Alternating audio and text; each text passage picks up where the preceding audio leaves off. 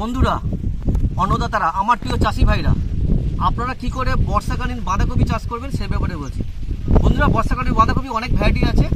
তার মধ্যে মাথা চাপা যেগুলো আছে, যেরকম রয়্যাল ক্রস, সুপার হেলমেট, এইগুলো আপনার মোটামুটি ভালোভাবেই হয়ে যায়, নষ্ট হয় না। আর বাদবাকি যেসব কপি আছে সেগুলো ঘন ঘন গোড়া পচা হয়, নানা সমস্যা হয় এবং ঝিমিয়ে পড়ে মরে যায় প্রচণ্ড বর্ষায়।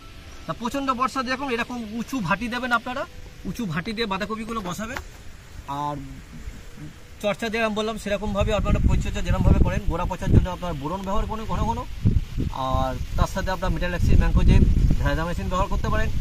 আপনারা কপার অক্সিক্লোরাইড ভ্যালামাইসিন ব্যবহার করতে পারেন। বন্ধু, এগুলো খুব আপনার কাজে দেবে। এগুলো আপনাকে তাড়াতাড়ি গাছ, আর খুব যদি গাছের দেখুন পচানি বা কোনো কিছু অসুবিধা হয় তাহলে আপনারা হেক্সাকোনাজল তার সাথে ভ্যালামাইসিন ব্যবহার করবেন, তাতেও খুব ভালো হবে। গাছটি ছোটো এবং শক্ত হয়ে যাবে, তাতে নষ্ট হবে না। আর বন্ধুরা দেখুন, বর্ষাকালীন এই কপির জাতটি লাগানো হয়েছে। আমি আশ্চর্য হচ্ছি, এটা NS43 জাত আছে এই কপিটি দেখছি এখন সবে দেখুন মন নিচ্ছে। দেখুন বন্ধুরা একবার, বন্ধুরা দেখুন এটা সবে মন নিচ্ছে, দেখতে পাচ্ছেন এই সবে মন নিচ্ছে, হাতে দেখছি শক্ত মতো হচ্ছে, মন নিচ্ছে। তাই এই কপিটিতে ঘন ঘন 4-5 দিন ছাড়া ছাড়া 2.5 গ্রাম করে বোরন স্প্রে করা দরকার। নাহলে মন নেওয়ার পর থেকে একটু বড় হলেই ফাটা শুরু হয়ে যাবে। বাঁধাকপি এই একটা খুব খারাপ রোগ, যাকে বলে ফেটে যাওয়া, সেচ ফেজ লাগলে অধিক সেচে এরকম হয়। তা এই গাছটি দেখলাম মোটামুটি টিকে গেছে, রয়ে গেছে। তা বন্ধুদেরকে বলবো যে বন্ধুরা এইভাবে আপনারা বাঁধাকপি চাষ করবেন। বাঁধাকপি ছোট্ট একটা ইন্ট্রোডাকশন আপনাদের ভিডিও দিলাম। বর্ষাকালে বাঁধাকপি চাষ খুব লাভজনক চাষ, এবং এই কপিটি যখন উঠবে আশা করছি 1 মাস বাদেই কপিটি রেডি হয়ে যাবে। 1 মাস বা 20-25 দিন বাদে হয়তো রেডি হতে পারে।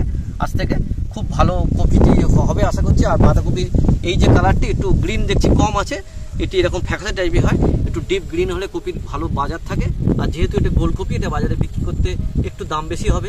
চ্যাপ্টা কপি আর বড় কপির মধ্যে মাত্র 5 টাকা কিলো তফাৎ থাকে। চ্যাপ্টা কপি এর 4 ডবল সাইজের হয়, এটি যদি 800-900 গ্রাম হয়, ওটা 2-2.5 কিলো অবধি হয়।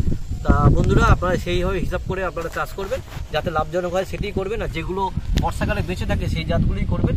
আর খুব রিস্কের চাষ এটা বলছি। আপনারা এইভাবে বন্ধুরা বাঁধাকপি চাষ করবেন। আর যদি ভিডিওটা ভালো লাগে লাইক, শেয়ার, সাবস্ক্রাইব করতে ভুলবেন না। আপনারা সবাইকে বাঁধাকপি চাষে উৎসাহিত করছি।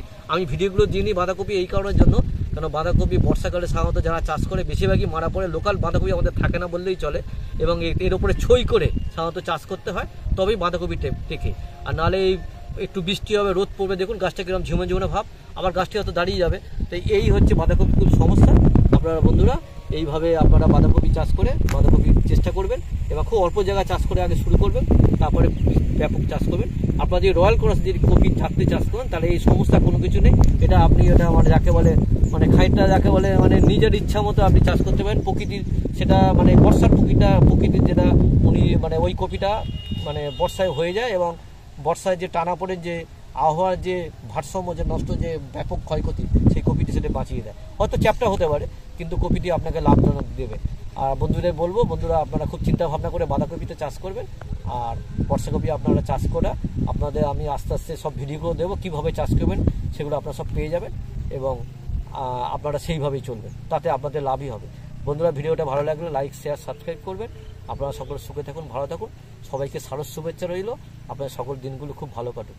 আপনারা অন্নদাতা হয়ে দেশের যাতে সমস্ত মানুষের আপনারা যাতে আপনার ক্ষুধা যাতে সেটা আপনারা তাকে রক্ষা করতে পারেন, এবং যাতে কোনো মানুষ যাতে দেশের মানুষ অভুক্ত না হয়ে যায়, এটাই আপনাদের কর্তব্য রইল। আমি আপনাদের সাথে পাশে আছি, আপনারা এইভাবে এগিয়ে চলুন। নমস্কার, ধন্যবাদ বন্ধুদের সঙ্গে।